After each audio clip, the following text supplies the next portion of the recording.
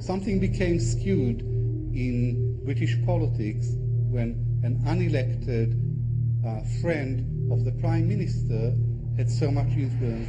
Dispatches reveals the activities of the most effective lobby working inside British political parties. The pro-Israeli lobby in this country is the most powerful political lobby. There's nothing to touch them. We investigate the Israel lobby's bankrolling of British politicians. I don't believe, and I don't think anybody else would believe, that these contributions come with no strings attached.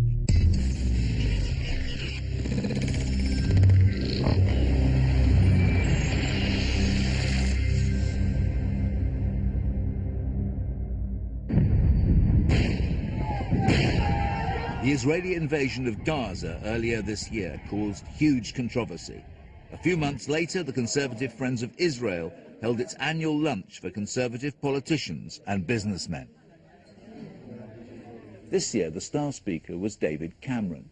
I was astonished to note that he made no reference to the widespread killing of innocent civilians and massive destruction in Gaza 6 months earlier. Indeed, Cameron went out of his way to praise Israel because, so he said, it strives to protect innocent life.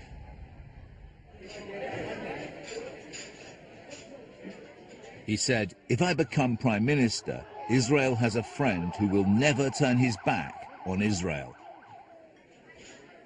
I resolved to ask questions. How does the pro-Israel lobby in Britain work? Who runs it? And how does it get results? What's clear is that support for Israel is a powerful presence in all the main parties. Look at this recent exchange in the House of Commons when David Amess, Secretary of the Conservative Friends of Israel, asked what the government was doing to improve British relations with Israel. Ivan Lewis, the Foreign Office Minister who had been Deputy Chair of the Labour Friends of Israel, replied, "Israel is a close ally of the UK, and we have regular, warm and productive exchanges at all levels. We shall continue to foster a close relationship with Israel."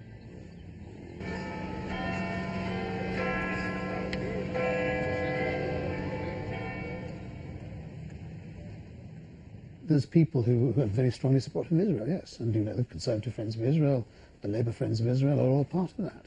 Yes, there is a pro-Israeli lobby, and it's active in trying to define the debate in order to limit the options that British politicians can choose to options which would be acceptable to that lobby. So how does the lobby work? Money plays a big part. Millions of pounds in donations from businessmen and others into the bank accounts of politicians and political parties. The Conservative Friends of Israel is one of Westminster's most active lobbying groups. It claims as its members 80% of all Conservative members of Parliament.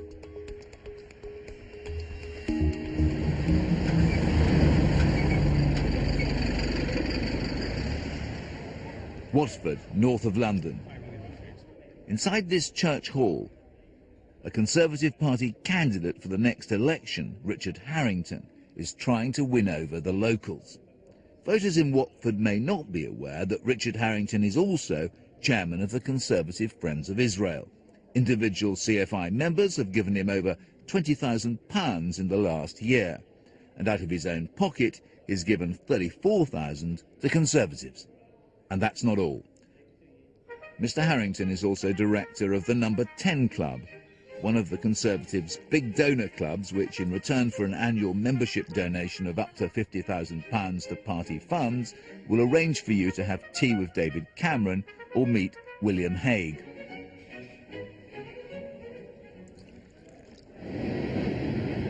Aside from raising cash, some of the pro-Israel lobbies in Parliament also pay for and arrange trips to Israel. They have sent almost as many MPs and candidates on trips to Israel as have been made by all MPs to the United States and Europe combined over the last 8 years. I've been on one of these trips, and to do justice to the Conservative Friends of Israel, I came under no pressure to write in their favour. But for some politicians, these can be trips with a difference. 2 years ago, the CFI took 20 parliamentary candidates to Israel. When they got back, 10 of them received donations totalling £30,000 from CFI sponsors.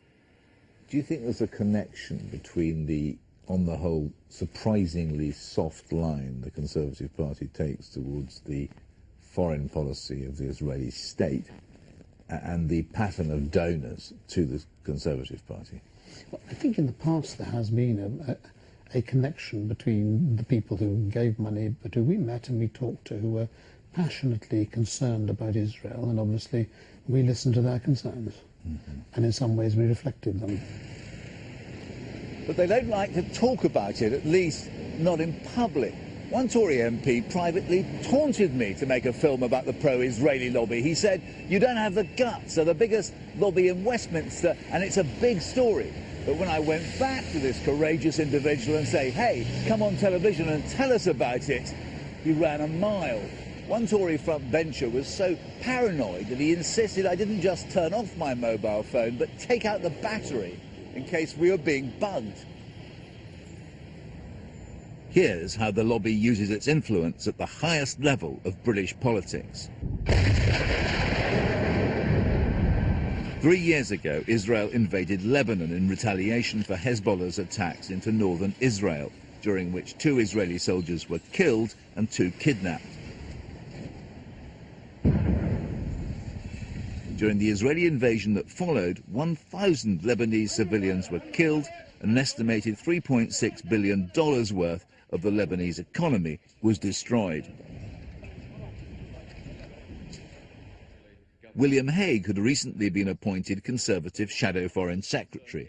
Some 21,000 in donations were sent to him by CFI board members, including hedge fund billionaire Alan Howard and again Richard Harrington. I don't believe, and I don't think anybody else would believe, that these contributions come with no strings attached. On July 20th, Hague made a speech. In it, he called the Israeli response disproportionate. And I think we can say, in response to the question of my right honourable friend, that elements of the Israeli response are disproportionate, including attacks on Lebanese army units, the loss of civilian life and essential infrastructure, and such enormous damage to the capacity of the Lebanese government does damage the Israeli cause in the long term. Moderate enough, you might think, but Lord Calmes, a leading CFI donor who owns Dixon's and was treasurer of the Conservative Party, was outraged and threatened to withdraw funding to the party. Sir, William Hague's usual good sense has deserted him. Think again, William, for whom do you speak? Your comments are not merely unhelpful, they are downright dangerous. No further donations were received by William Hague from CFI board members. Well, I knew Stanley Calmes when I was the chairman of the party, and he was one of those who took the view that any criticism of Israel is effectively damaging to the Israeli state. The Israeli lobbies appeared to want to censor British politicians from saying that elements of the Israeli reaction was disproportionate, and they appeared to be willing to use financial pressures as a way of enforcing that decision. We've learned that after William Hague's speech, the director of the CFI, Stuart Pollack, had a meeting with David Cameron, at which it was understood that terms such as disproportionate are not the sort that Conservatives should use to describe Israeli military action. And then last June at the CFI lunch, David Cameron didn't mention Gaza at all in his speech. He said, "I look around and I see some of our biggest donors, and a special thank you to you." He's going in front of a very large audience of very wealthy people, many of whom are going to give huge support to our party in the next election, which we need. So you don't go in and pull the tiger by the tail. For several months, we've been investigating the finances of the Conservative Friends of Israel. Here's what we've found. First, let's look at income. In the Electoral Commission register, the Tory pro-Arab lobby reported income of £83,900 last year. So what did CFI report? Well, nothing. That's because it's an unincorporated association, which means it's just a collection of individuals who don't need to open their books. It may be legal, but it's hardly transparent. Next, how much in all does the CFI and its members hand out to the Conservative Party and candidates? Again, public information is sketchy. The Register of MPs' Interests shows that CFI board members and their businesses gave the Conservatives over £2 million in the last 8 years.